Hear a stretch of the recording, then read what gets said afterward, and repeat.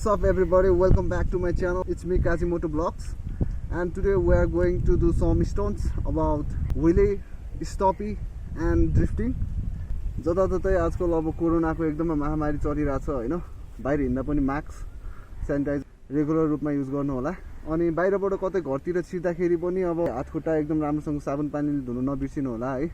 अनि आफ्नो केयर गर्नु होला। लकडाउन सिजन 2 चलिरहेको छ अहिले, त्यही हो अझ कति लकडाउन हुने हो थाहा छैन। राइड गएर नयाँ भिडियो पनि बनाउन सकिरहेको छैन है, त्यसको लागि म सरी माग्न चाहन्छु। यो भिडियोको लागि सक्दो मैले फुल दामी बनाएर ल्याएको छ हैन, मोडिफाई हानेर। मोडिफाई भन्नाले हल्का पछाडिको नम्बर प्लेटहरू निकाल्दिएको, अनि ग्राफिक्सहरू अर्को नयाँ हालिरहेको छु। त्यो पहिल्यैदेखिको ग्राफिक्स हो है, XR 125 हो। धेरैजनाले भन्थ्यो क्रसफायर भनेर, यो क्रसफायर होइन है, XR 125 हो। फुल्ली मोडिफाइड होइन, आफूले जस्तो सोचे त्यस्तो मैले मोडिफाई हानेको हो यसलाई। बाइक कस्तो छ पनि कमेन्ट हान्दिउँ है त।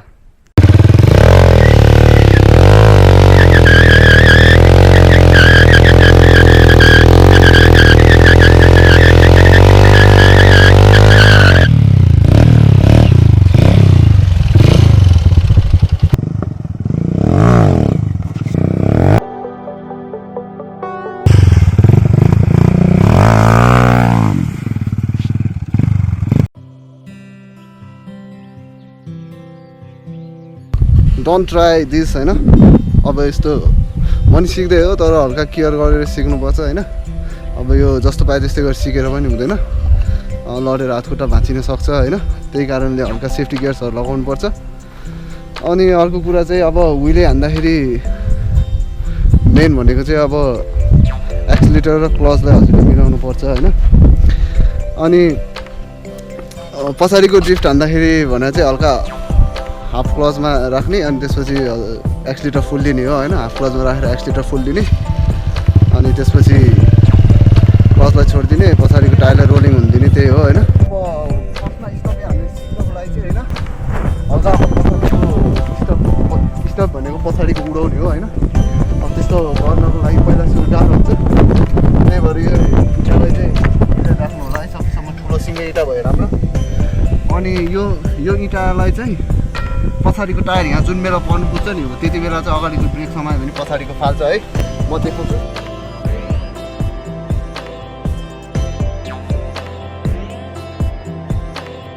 ठ्याक्कै हेर्नु, त्यहाँनिर टायर परिरहेछ होइन। अब त्यही हो मैले भनेको चाहिँ, अब अगाडिको टायरलाई हाम्रो पास हुन दिने, पछाडि टायर त्यो इँटाभन्दा अलिकति नजिक नआइपुग्यो अगाडिको ब्रेक समाउनु हो होइन। अनि पछाडिको त्यो गाडी गर्दाखेरि माथि फालिदिन्छ होइन। त्यो पछाडि चाहिँ स्टपी सिक्न सकिन्छ। या त्यो गर्न चाहिँ खासै गाह्रो छैन होइन। त्यसको लागि भनेको चाहिँ अगाडिको टायरमा हल्का हावा कम हुनुपर्छ होइन, धेरै हावा हुनु हुँदैन र धेरै थोरै पनि हुनु हुँदैन।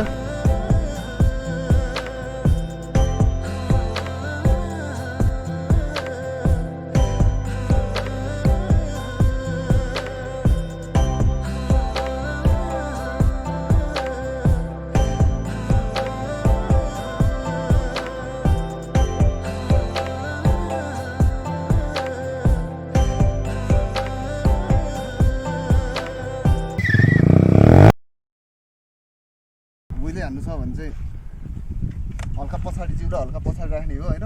अगाडि सिटमा नबस्ने, हल्का पछाडि सिटको छेउछेउसम्म बस्ने।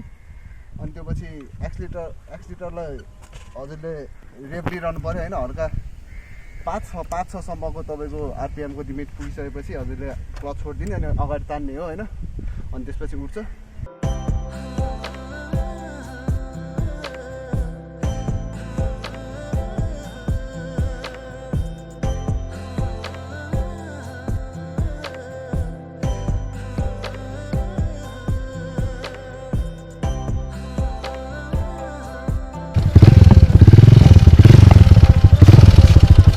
बर्न आउट हुन्छ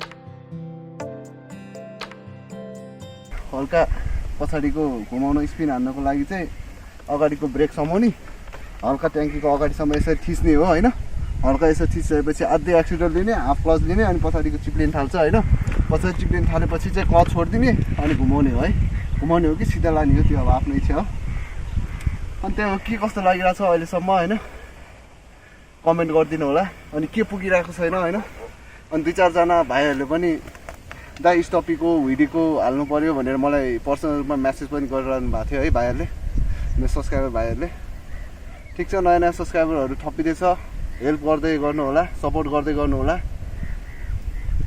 सब्सक्राइब काजी मोटो ब्लग्स